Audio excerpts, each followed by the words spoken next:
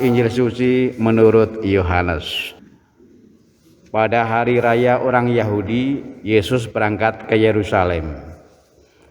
Di Yerusalem, dekat pintu gerbang domba, ada sebuah kolam yang dalam bahasa Ibrani disebut Betesda.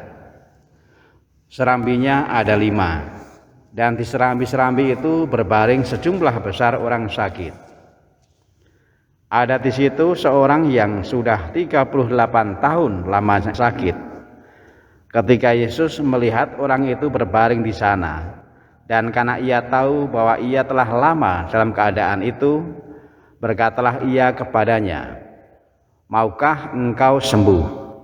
Jawab orang sakit itu kepadanya, "Tuhan, tidak ada orang yang menurunkan aku ke dalam kolam itu apabila airnya mulai gonjang. Dan sementara aku sendiri menuju kolam itu, orang lain sudah turun mendahului aku." Kata Yesus kepadanya, "Bangunlah, angkatlah tilammu dan berjalanlah." Dan pada saat itu juga sembuhlah orang itu. Lalu ia mengangkat tilamnya dan berjalan. Demikianlah sabda Tuhan. Saudara sekalian yang terkasih dalam Kristus, dikisahkan tadi ada seorang yang sakit, dan sakitnya itu sudah lama, 38 tahun. Orang ini jelas kepengen sembuh, makanya dia berada di kolam Betesda. Tetapi orang ini tidak selalu berhasil, karena yang ada di sana begitu banyak, dan yang sembuh itu yang lebih dulu.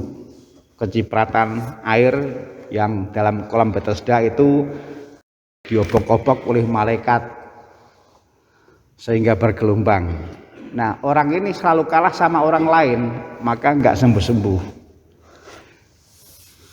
Tidak ada yang menolong kecuali Yesus. Yesus begitu lihat dan tahu, kemudian bertanya, "Maukah engkau sembuh?" Orang ini menjawab mau. Maka kemudian Yesus berkata, "Bangunlah, angkatlah tilammu dan berjalanlah." Menjadi orang yang berguna bagi orang lain, menjadi orang yang membantu supaya bisa berjalan, itulah yang dilakukan Yesus. Saudara sekalian yang terkasih dalam Kristus, kita bersyukur karena orang Katolik tidak sedikit yang menjadi pengurus, tidak sedikit yang menjadi aktivis, entah di lingkungan gereja, entah di masyarakat. Kalau melihat mereka semua dengan menggunakan Injil ini, bisa jadi di antara orang-orang Katolik yang menjadi aktivis atau pengurus gereja maupun masyarakat, juga ada yang lumpuh, yang tidak berjalan. Kalaupun berjalan, berjalannya enggak sesuai. Inilah termasuk yang lumpuh. Lumpuh karena tidak berfungsi, atau berfungsi, berkegiatan, tetapi enggak sesuai. Berkenaan dengan yang seperti ini, mudah-mudahan juga ada orang lain yang meskipun bukan aktivis, meskipun bukan pengurus, tapi tergerak hatinya, mau digunakan oleh Yesus juga untuk membantu supaya aktivis pengurus yang lumpuh ini kemudian juga ditolong untuk bisa berjalan tetapi jalannya sesuai